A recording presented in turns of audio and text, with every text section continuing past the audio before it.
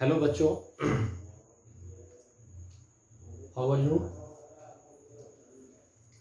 Hope you all are fine.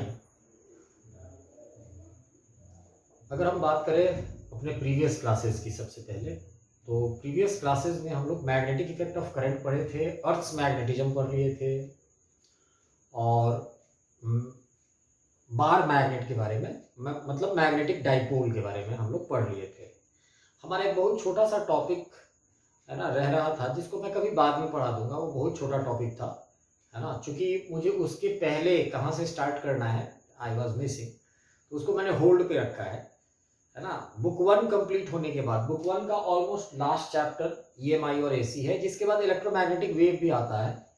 तो electromagnetic wave में जो इंपॉर्टेंट बातें हैं उसको तो मैं, क्योंकि टाइम कम है, क्या पता नीट हमारा हो सकता है बड़ी तुरंत सितंबर में ही हो जाए, तो उस पॉइंट ऑफ व्यू को ध्यान रखते हुए मैंने ईएमआई एंड एसी पे को डिसाइड किया है पढ़ाने का पहले।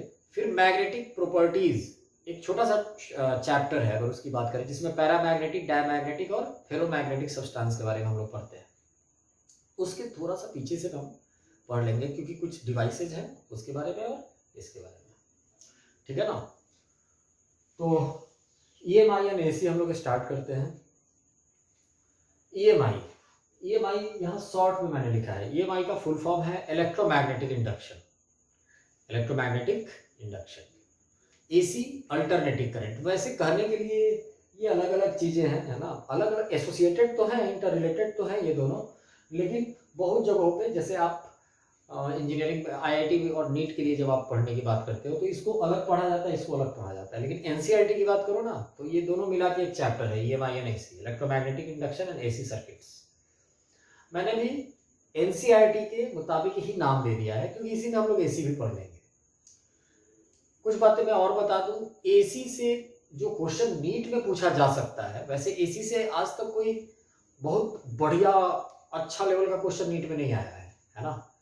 जेईई मेन में भी आया है तो उतना हाई लेवल का क्वेश्चन नहीं आया है। तो अगर प्रॉपर स्ट्रेटेजी को भी हम मद्देनजर रखें तो एसी से बहुत टफ क्वेश्चन नहीं आने वाला है, अकॉर्डिंग टू माय ओपिनियन, ठीक है ना। ईएमआई से आ सकता है, ईएमआई से आता भी है, आईआईटी में ईएमआई से अच्छे अच्छे क्वेश्चंस आए हुए हैं, है ना, जेईई में आए हुए हैं, तो जेईई की तो बात ठीक ही है। नीट में इससे अगेन इलेक्ट्रोमैग्नेटिक इंडक्शन से बहुत टफ क्वेश्चन नीट में आने की प्रोबेबिलिटी बहुत कम बनती है ना। एक आध बार हिस्ट्री में कभी ऐसा हुआ है कि ईएमआई से भी टफ क्वेश्चन आ गया हो, ठीक है ना। तो ध्यान रखेंगे, इस चैप्टर में बहुत ज्यादा लोड नहीं लेंगे, छोटी छोटी बातों पे ध्यान रखेंगे ना, तो हमारा काम बहुत आसान हो जाएगा। छोटी छोटी बातों पे, है ना, छोटे छोटे कॉन्सेप्ट पे अगर हम लोग फोकस करेंगे तो हमारा काम बन जाएगा। इसलिए ज़्यादा, बहुत लोग इस चैप्टर को देखते ही है ना, उनके दिमाग में एक बात होती है, उनके सीनियर्स बिठा दिए होते हैं कि ईएमआई और एसी है ना अजीबोगरीब चैप्टर है। तो इस बात को सबसे पहले दिमाग से निकाल दो। सच्चाई ये है कि जो आने वाला है ना वो इससे वो ईजी है ना, ये सच्चाई है। तो ईएमआई और एसी हम लोग स्टार्ट करते हैं। ईएमआई का full form electromagnetic induction, electromagnetic induction. इसका डिफिनेशन क्या है तो कभी बचपन में आप पढ़े होंगे, है ना। बात करते हैं हम लोग, दुनिया का जितना भी मशीन है, जितनी भी वर्सेटाइल मशीन है, अगर उनकी बात करें तो उनमें कहीं ना कहीं इलेक्ट्रिकल सर्किट है ना। इलेक्ट्रिकल सर्किट उनके हार्ट में, उनके अंदर कहीं ना कहीं कुछ पार्ट या पूरा ही पार्ट, पूरा का पूरा डिवाइस का हो तब, या डिवाइस का कोई एक छोटा सा पार्ट, वो इलेक्ट्रिकल सर्किट से जरूर चलता है। और इलेक्ट्रिकल सर्किट का मतलब है कि उसमें करंट फ्लो कर रहा है। करंट इलेक्ट्रिसिटी हम पढ़ चुके हैं।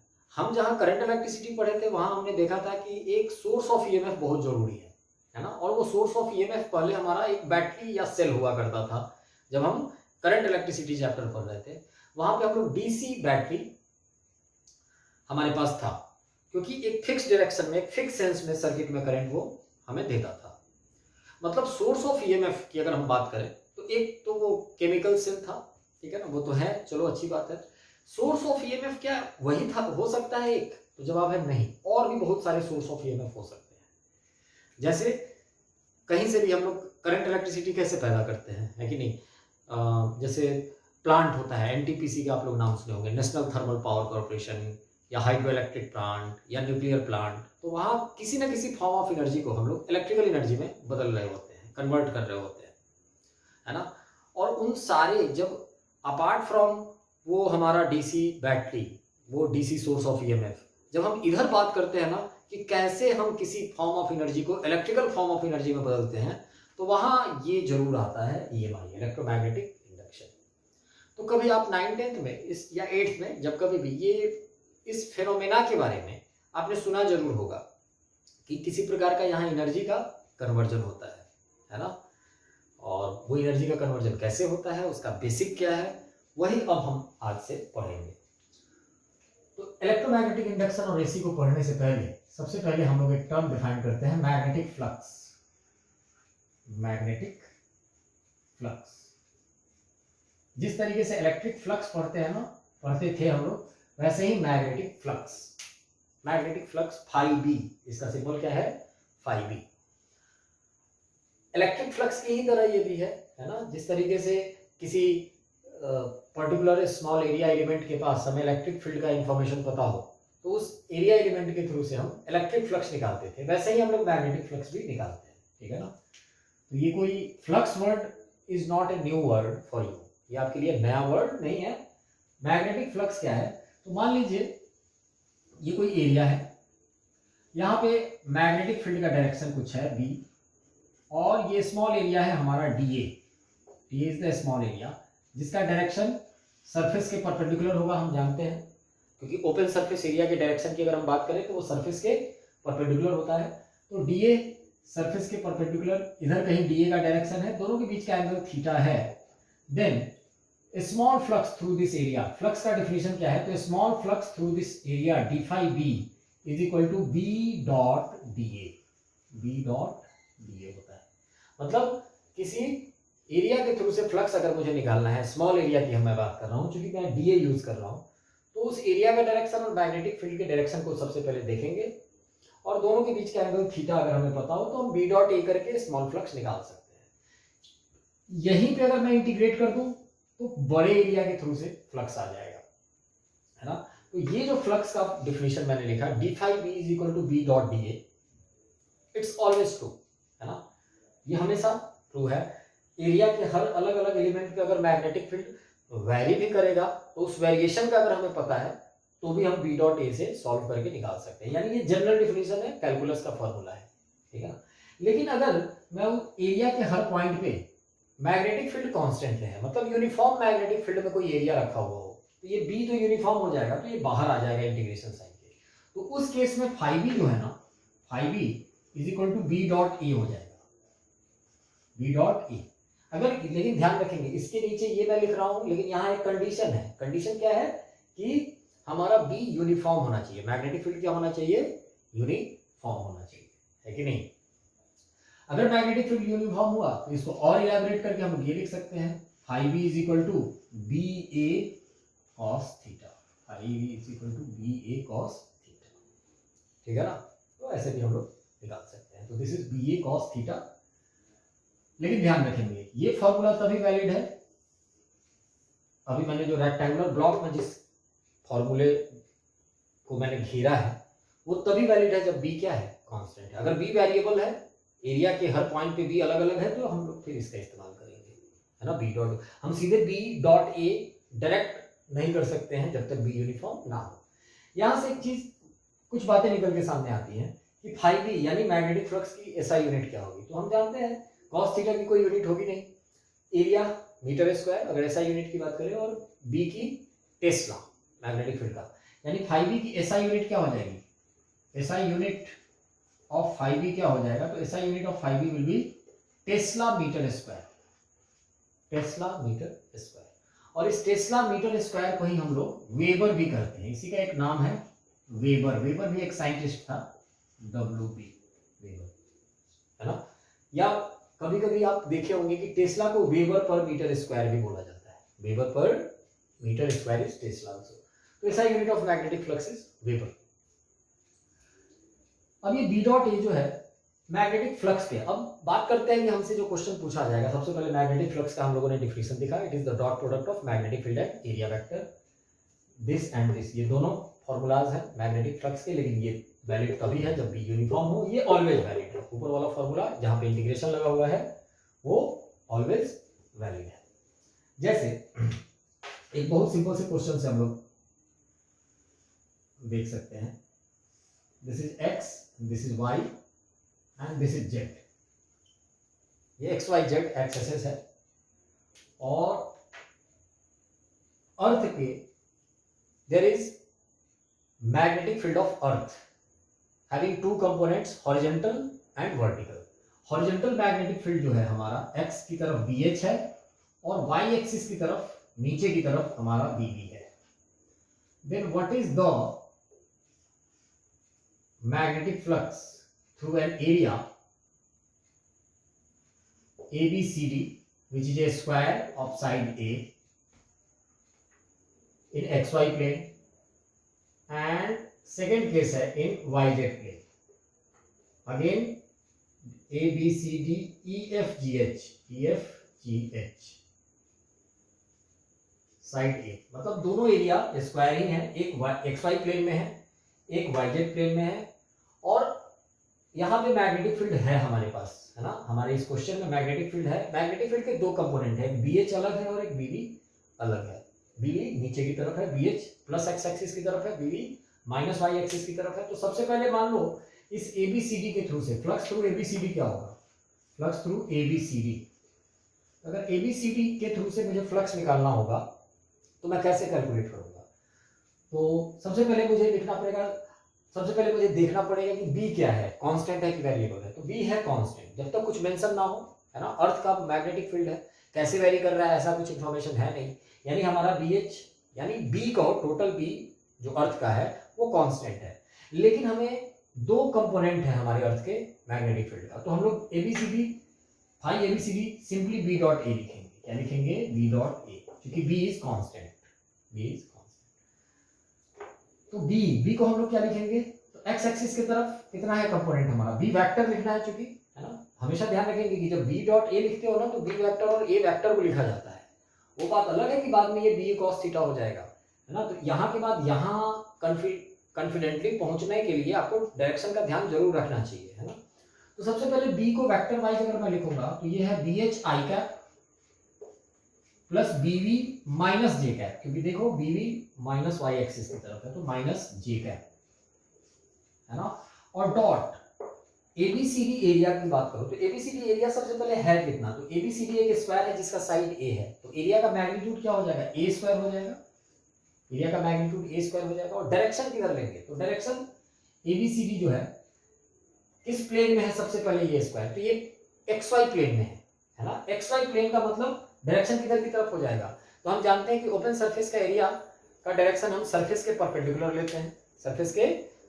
लेते हैं, और हमारे पास दो ऑप्शन होते हैं डायरेक्शन लेने के लिए। हम सरफेस के परपेंडिकुलर, या तो जैसे ABCD है ना उसका हम Z में भी डायरेक्शन ले सकते हैं, माइनस Z में भी डायरेक्शन ले सकते हैं, क्योंकि ABCD XY प्लेन है। यानी हम कह सकते हैं कि XY प्लेन में मौजूद किसी भी ओपन सरफेस का एरिया का डायरेक्शन Z में भी ठीक है, माइनस Z में भी कहना गलत नहीं है। तो मैं Z में ही ले लेता हूं, तो मैं लिखूंगा A स्क्वायर K कैप। तो फ्लक्स क्या आ जाएगा? तो देखिए इधर I है, इधर I नहीं है, तो डॉट प्रोडक्ट क्या हो जाएगा? 0। फिर इधर J है, इधर J नहीं है, 0। So flux will be 0। यानी इस ABCD के थ्रू से, है ना, ABCD जो स्क्वायर प्लेन है उसके थ्रू से कोई मैग्नेटिक फ्लक्स यहाँ पे नहीं होगा।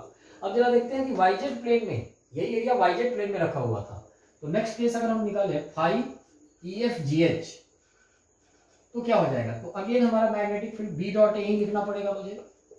B डॉट A, B कितना है? तो BH I cap plus BV minus J cap, और एरिया कितना हो जाएगा? तो एरिया विल बी, अब ये YZ प्लेन का एरिया है, इसका डायरेक्शन किधर की तरफ होगा? इसका डायरेक्शन हम लोग प्लस एक्स एक्सिस की तरफ ले लेते हैं, माइनस एक्स की भी तरफ ले सकते हैं क्योंकि ओपन सरफेस एरिया है, लेकिन हम प्लस की ही तरफ लेते हैं। तो A स्क्वायर I कैप। अब देखिए इधर I का कोफिशिएंट BH, इधर I का coefficient A square, so it is BH A square. इधर J का कोफिशिएंट माइनस BV, इधर नहीं तो 0, K तो है ही नहीं तो खत्म 0, so it is BH A square, so flux will be BH A square weber. Okay, तो BH A square is the answer of second part, जब हम EFGH जो था हमारा YZ प्लेन में जो था उसके थ्रू से जब हम फ्लक्स निकाल रहे थे। ऑलराइट,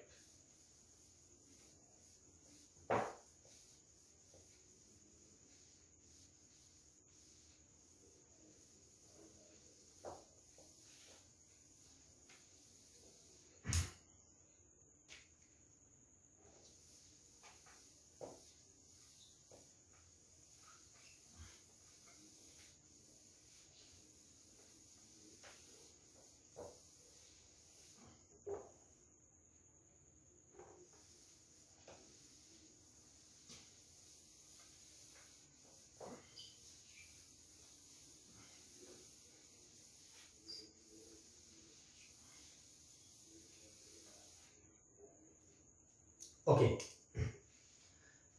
मैग्नेटिक फ्लक्स जो हम लोगों ने निकाला है अभी, उसमें मैग्नेटिक फील्ड जो था ना कांस्टेंट था। अर्थ का हॉरिजॉन्टल और vertical component of magnetic field था जो कि कांस्टेंट था। वेरिएबल मैग्नेटिक फील्ड हो, अगर जैसे किसी लूप के थ्रू से मुझे फ्लक्स निकालना हो, है ना, किसी एरिया के थ्रू से मुझे फ्लक्स निकालना हो, और उस एरिया के डिफरेंट डिफरेंट पॉइंट पे अगर मैग्नेटिक फील्ड वेरी करे, तब तो magnetic field over the area will be variable. तब हम क्या डायरेक्टली बी डॉट ए इस्तेमाल कर लेंगे क्या? तो जवाब है नहीं, है ना।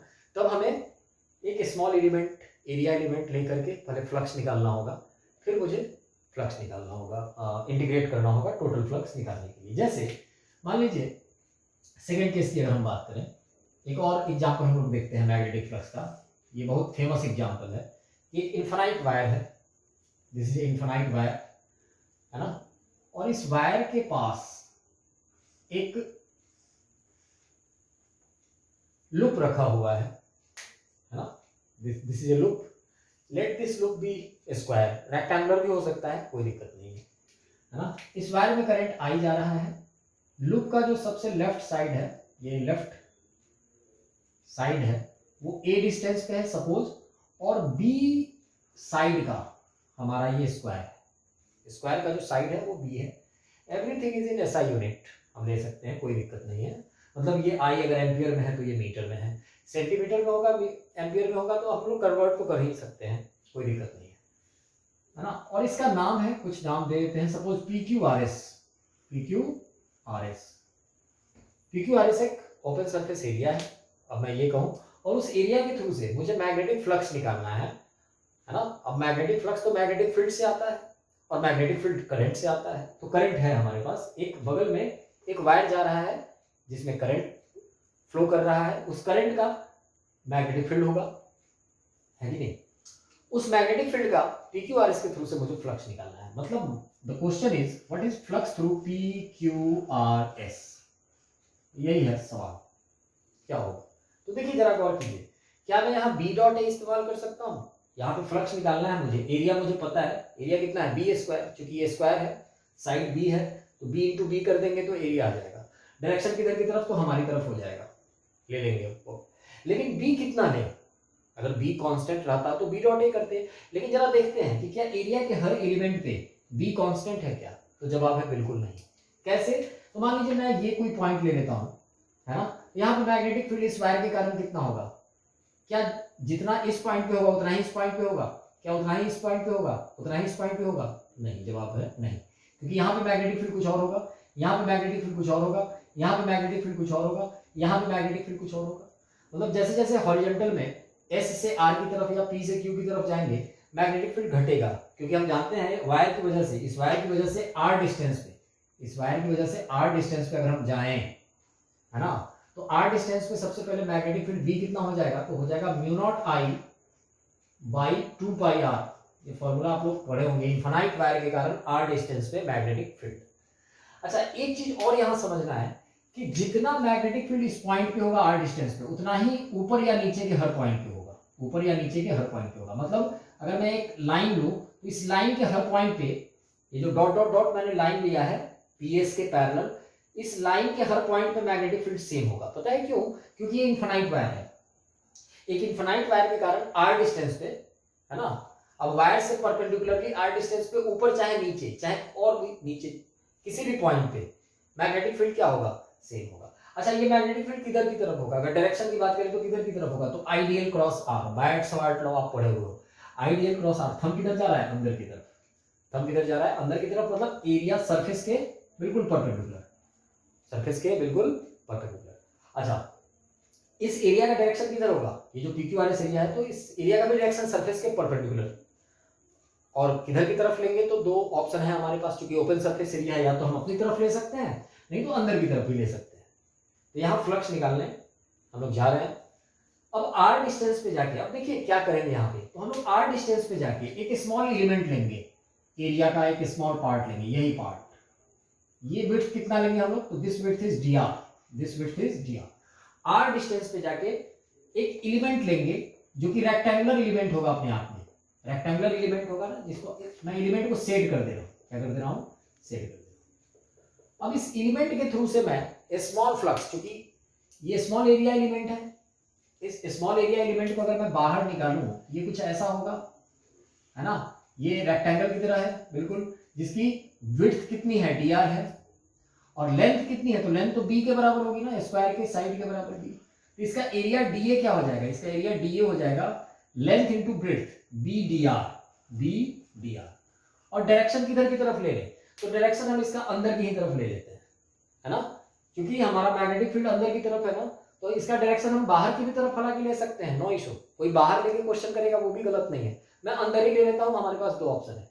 अच्छा, अंदर वाले डायरेक्शन को अगर मैं यहाँ x और y बना दूं, x एक्सिस और ये y एक्सिस, तो अंदर वाले डायरेक्शन को मैं -z ले सकता हूं, तो मैं माइनस k कैप यहाँ लगा देता हूँ, माइनस k कैप, यानी स्मॉल एरिया वेक्टर हमारा आ चुका, स्मॉल एरिया वेक्टर आ चुका। और b कितना है हमारा, तो b μ0I/2πr है, और b वेक्टर की बात करें ना, तो b वेक्टर अंदर की ही तरफ है, क्योंकि आइडियल करंट ऊपर जा रहा है ना, तो आइडियल क्रॉस r थंब अंदर जाएगा, तो इसे भी मैं माइनस k कैप ले सकता हूं, हमारा काम बन गया। हम अब स्मॉल फ्लक्स d∅b कैसे निकालेंगे, तो स्मॉल फ्लक्स d∅b, क्योंकि यहाँ डायरेक्ट b डॉट ए हम नहीं कर सकते थे, क्योंकि b हर जगह अलग अलग है, इसीलिए मुझे लिखना पड़ेगा d∅b is equal to b dot da, और अब इसे मुझे इंटीग्रेट करना होगा for the total magnetic flux through PQRS। तो b आ चुका है हमारे पास, कितना है, μ0I/2πr minus k cap dot bdr minus k cap integration, है ना, कभी भी ऐसे ही करेंगे क्वेश्चन को, ये प्रोसेस है, ये कभी स्टार्टिंग के आई विल सजेस्ट यू कि कुछ क्वेश्चंस में ये पूरा डायरेक्शन दिखाते हुए काम करोगे ना, ध्यान रखना फिजिक्स में हमेशा गलती छोटी ही होती है, उन छोटी गलतियों को अवॉइड करने का, मिनिमाइज करने का तरीका है, आप स्टार्ट जब करो ना किसी चैप्टर को पढ़ना, तो आप बिल्कुल फंडामेंटल लॉज को फॉलो करो, जैसे vector, vector part and parcel of physics है, वेक्टर का जहां भी गुंजाइश है वहां काम वेक्टरली करेंगे, फिर ऑटोमेटिकली आप जब एक्सपीरियंस्ड हो जाएंगे ना, तो आपको ये सारी छोटी गलतियां, फिर ये माइनस के आप नहीं लिखोगे लेकिन आंसर सही आएगा, फिर अकेले ना इतना, ये तो मैं समझा रहा हूँ, आप बड़ी तुरंत कोई गलती भी नहीं होगी, बड़ी तुरंत आंसर भी दे दोगे, लेकिन उस लेवल तक पहुंचने के लिए आपको पहले ऐसे करना होगा स्टार्टिंग में 2 4 10 क्वेश्चंस को। तो μ0I/2πr minus k cap dot bdr minus k cap, अब देखिए minus k dot minus k 1 हो जाएगा, i dot i, j dot j, k dot k, minus i dot minus i, minus j dot minus j, minus k dot minus k, सब 1 होते हैं, तो minus k dot minus k 1 हो जाएगा, तो into 1 से मल्टीप्लाई करने पे कोई फर्क नहीं पड़ेगा, तो मैं फाइनली क्या लिखूंगा, तो देखिए गौर कीजिएगा, μ0I 2π और b ये सब कांस्टेंट है, तो μ0I b/2π बाहर आ जाएगा, और dr/r बचेगा, यहाँ dr/r इंटीग्रेशन, क्योंकि minus k dot minus k 1 हो चुका है, तो μ0I b/2π dr/r, अब मैं क्या लिख सकता हूँ, इसे लिख सकता हूँ μ0I b/2π dr/r का इंटीग्रेशन क्या हो जाएगा, ln r,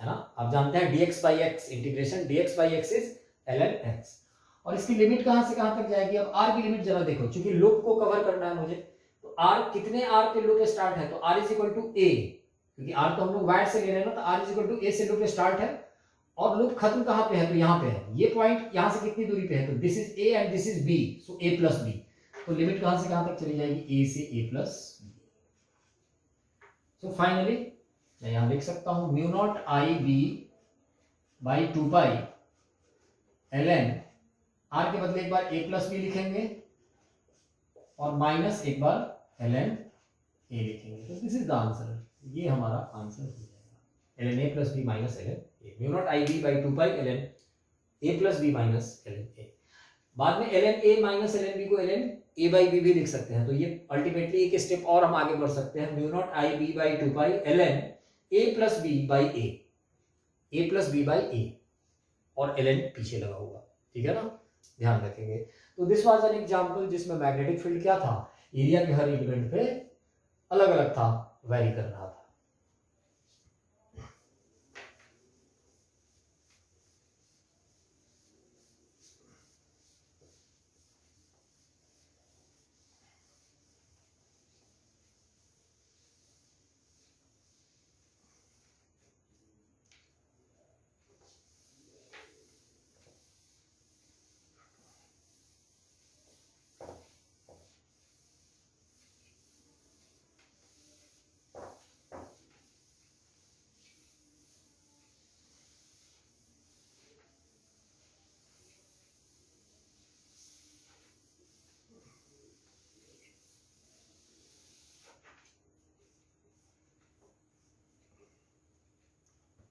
एक क्वेश्चन दे देता हूं, आप ट्राई करना घर पे।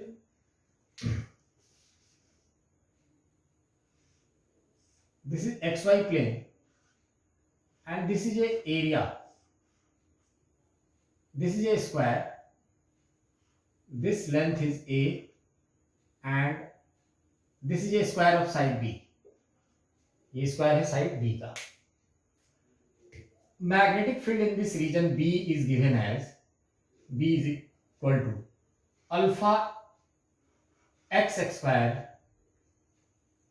k cap, alpha x square k cap. Then what is the flux, मतलब आपको तीनों केस में, केस A B गिवन है, आपको फ्लक्स निकालना है। केस B में B is alpha x I cap, आपको फिर फ्लक्स निकालना है। केस C में B is equal to alpha sine x, alpha sine x j cap, आपको फ्लक्स निकालना है। मतलब आपको फ्लक्स इसी स्क्वायर लूप के थ्रू से निकालना है जो XY प्लेन में है। तीन केसेस में, तीनों अलग अलग केस है, बी का जो इंफॉर्मेशन है अलग अलग है। इस बी के लिए भी निकालना है बी अल्फा एक्स स्क्वायर के कैप, इस बी के लिए भी निकालना है be alpha x I cap, इस बी के लिए भी निकालना है alpha sine x J cap. This is the homework, आप श्योर करेंगे, जब भी जूम सेशन होगा तो हम डिस्कस करेंगे, ठीक है ना। ऑलराइट, अब आगे बढ़ते हैं हम लोग। मैग्नेटिक फ्लक्स का डेफिनेशन आप लोगों ने देखा, B dot d A integration, कब, तो ये हमेशा B dot d A integration तो हमेशा ही ट्रू है ना। और अगर बी कांस्टेंट हो जाएगा तो इंटीग्रेशन के बाहर आ जाएगा, तो बी डॉट ए बन जाएगा। वही बी डॉट डी ए ही जो है ना, integration B dot d A ही बी डॉट ए भी है, लेकिन कब है, तो जब बी लूप के हर पॉइंट पे क्या रहे, कांस्टेंट रहे। अब बात आई कि चलो मैग्नेटिक फ्लक्स तो निकालने हमें आ गया है ना। जब मैग्नेटिक फ्लक्स हमसे निकल जाता है तो एक बात आई निकल के, कुछ साइंटिस्टों ने देखा कि जब कभी भी किसी लूप के थ्रू से, किसी भी लूप के थ्रू से या किसी भी एरिया के थ्रू से हम कहें, मैग्नेटिक फ्लक्स चेंज करता है टाइम के साथ, है ना, टाइम के साथ मैग्नेटिक फ्लक्स चेंज करता है, तो उस लूप के क्रॉस एक ईएमएफ डेवलप्ड होता है ना। और अगर वो लूप कंडक्टर का है तो उसमें एक अच्छा खासा करंट भी आता है ना। उसको ढूंढा फराडे ने, फराडेबाजी साइंटिस्ट, उसने यही कहा कि किसी भी लूप के थ्रू से अगर कोई फ्लक्स चेंज करे, ये फाई बी, मतलब पहले तो फाई बी आना चाहिए, फाई बी एग्जिस्ट करना चाहिए, फाई बी एग्जिस्ट करे और टाइम के साथ चेंज करे। ध्यान ये रखना है, ये खाली चेंज करे बोलना इनकम्प्लीट है, टाइम के साथ चेंज करे तो उस लूप के क्रॉस एक ईएमएफ डेवलप होता है, और उस ईएमएफ को हम लोग E is equal to minus of d phi B by d t बोलते हैं। वो ईएमएफ कितने के बराबर होता है, तो negative of rate of change of magnetic flux with respect to time के बराबर होता है।